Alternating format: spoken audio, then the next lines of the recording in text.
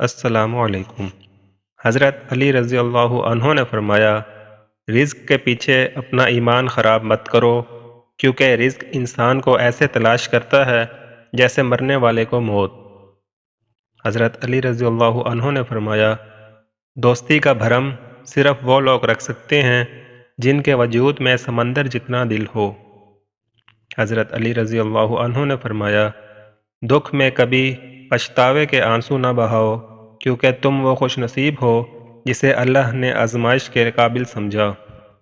हज़रत अली रज़ी अल्लाह अन्हु ने फरमाया, मेरी 5 बातें हमेशा याद रखना, बहुत कामयाब हो जाओगे। नंबर 1, अल्लाह ताला के अलावा किसी से कोई उम्मीद ना रखना, क्योंकि अल्लाह पाक के अलावा कोई ज़ात नहीं जो कि तुम्हारी उम्मीदों को पूरी कर सके। नंबर 2, अपने गुनाहों के अलावा किसी चीज़ से ना डरना, कि कल को जब अपने अल्लाह के सामने जाओगे तो अल्लाह को क्या मुंह दिखाओगे। इसलिए हर वक्त ये खौफ अपने दिल में रखो कि कोई गुनाह तुमसे सरजद ना हो, और जो गुनाह हो चुके हैं इन पर अल्लाह पाक से इस्तग़फ़ार करो। नंबर 3, अगर तुमसे कोई ऐसी बात पूछी जाए जिसका तुम्हें इल्म ना हो तो ये कहते हुए ना शर्माना कि मैं नहीं जानता। बहुत से लोग ऐसे हैं जो एक चीज़ के बारे में नहीं जानते फिर भी तुक्के लगाना शुरू कर देते हैं।